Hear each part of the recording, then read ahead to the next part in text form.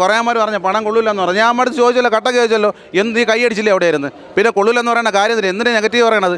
വല്ല സൂര്യയാ വല്ല വിജയിയാ മറ്റുള്ള നടന്മാരൊക്കെ വല്ല കാണിച്ചു കഴിഞ്ഞ് കഴിഞ്ഞാൽ ഫുൾ സപ്പോർട്ട് അങ്ങ് ചെയ്തളായില്ല. കുറേമാർ വരും, കുറേ വാപ്പിളി സംസാരമായിട്ട് വരുമ്പോൾ ഡയറക്ഷനിൽ ചെറിയ പാളിച്ചകളുണ്ട്. പക്ഷേ അതുകൂടെ ബെസ്റ്റ് ആയിരുന്നെങ്കിൽ ഇത് വേറെ ലെവൽ റേഞ്ച് പോണ പടമാണ്. ഹനീഫ് അതിന് ഡയറക്ടർ ரொம்ப എന്നടാ പണി വച്ചിരിക്കാൻ നമുക്ക് അങ്ങനെ ഞാൻ പറഞ്ഞാൽ കൂടി പോകും അത്ര.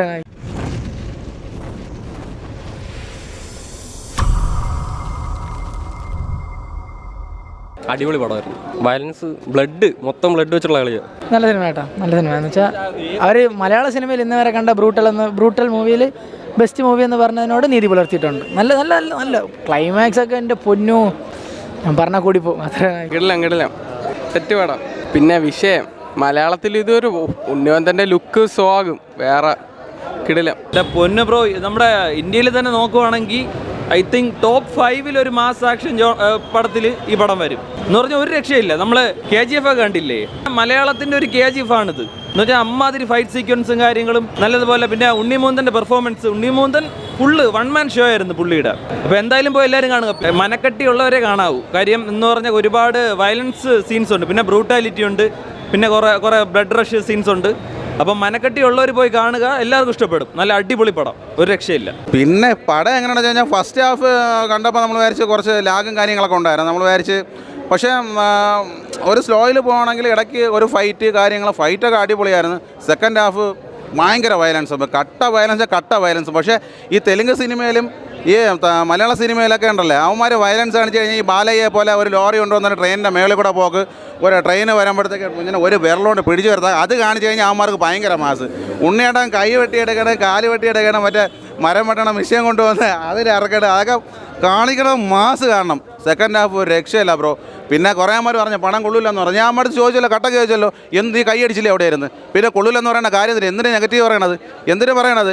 ഒരു മലയാളം നടൻ ഇത്രയും ഒരു വയലൻസ് കാണിച്ചപ്പോഴത്തേക്ക് അവന്മാർക്ക് സപ്പോർട്ട് ചെയ്യാൻ വയ്യ. വല്ല സൂര്യയാ വല്ല വിജയിയാ മറ്റുള്ള നടന്മാരൊക്കെ വല്ല കാണിച്ചു കഴിഞ്ഞാൽ ഫുൾ സപ്പോർട്ട് അങ്ങ് ചെയ്തളായും. ബാലയാണെങ്കിൽ പിന്നെ ബാലയെ പറയണ്ട. സ്പീഡിന് പറഞ്ഞ ട്രെയിനൊക്കെ ആണെങ്കിൽ നമ്മുടെ എക്സ്പ്രസ് ഉണ്ടല്ലേ, അല്ല അതിൻ്റെ പേരെന്താ, വന്ദേ ഭാരത് ട്രെയിൻ ഹെവി സ്പീഡിനാണ് വരുന്നത്. ബാലയാണെങ്കിൽ ഈ ചെറിയ വിരലുകൊണ്ട് ഇങ്ങനെ പിടിച്ച് കയറികളായി.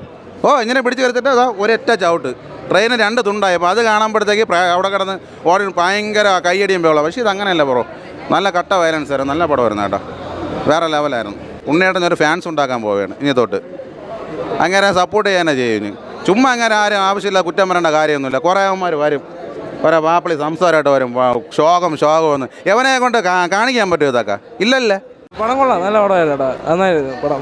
ഉണ്ണിമന്തൻ സെറ്റായിരുന്നു. നല്ല വയലൻസ് ആണ്, വിചാരിക്കും പറയല്ലോ. ഇത് നമ്മൾ ഇത്ര നാളെ സിനിമ കണ്ടതിനേക്കാൾ മലയാളത്തിൽ നല്ല വയലൻസ് ഉണ്ടായിരുന്നു സിനിമയിൽ.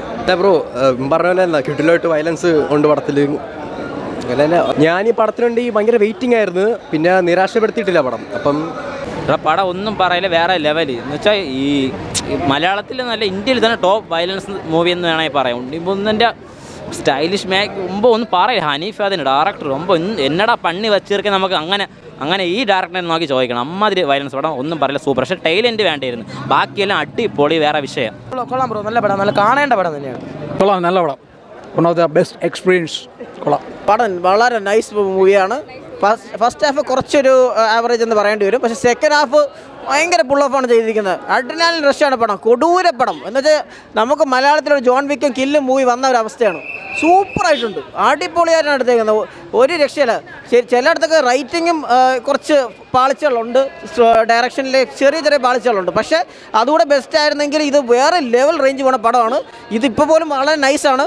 സെക്കൻഡ് ഹാഫ് ഒരു രക്ഷയില്ല, ഭയങ്കരമായിട്ട് എനിക്ക് ഇഷ്ടപ്പെട്ടു, പേഴ്സണലി ഭയങ്കര ഇഷ്ടപ്പെട്ടു. ഇതുപോലൊരു ബ്രൂട്ടൽ ബ്ലഡ് ഷെഡ് കണ്ടിട്ടില്ല, ഇംഗ്ലീഷ് പടങ്ങളിൽ പോലും ഇല്ലാത്ത ലെവൽ ബ്ലഡ് ഷെഡാണ്. ഭയങ്കര ലെവൽ ക്രൂവൽറ്റി ആയാലും. അതുപോലെ കബീർ ദുവൻ വില്ലനായിട്ട് വരുന്നു, മാസീവ് എന്ന് പറഞ്ഞാൽ വേറെ ഉണ്ണിമൂന്തൻ്റെ ഒപ്പം നിൽക്കുന്ന കിടിലൊരു വില്ലനും, ഒരു രക്ഷയില്ല. ജഗദീഷ് ചേട്ടൻ സൂപ്പർ, സിദ്ദിഖേട്ടൻ സൂപ്പർ, ഒരു രക്ഷയില്ലാത്ത പടം കേട്ടോ.